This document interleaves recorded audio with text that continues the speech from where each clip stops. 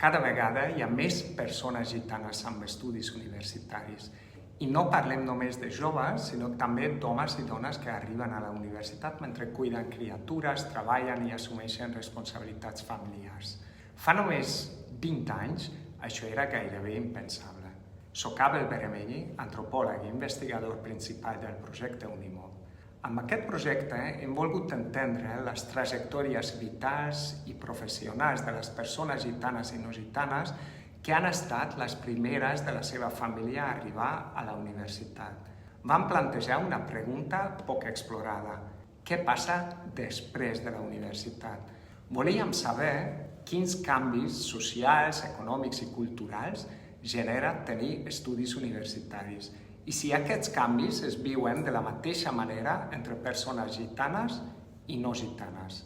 Sovint es dona per fet que la universitat comporta una millora de la posició social, allò que anomenem mobilitat social. Però realment és així en tots els casos?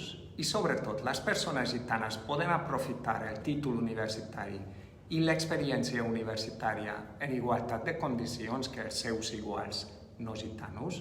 Si vols conèixer els resultats del projecte Unimog, segueix les pròximes publicacions.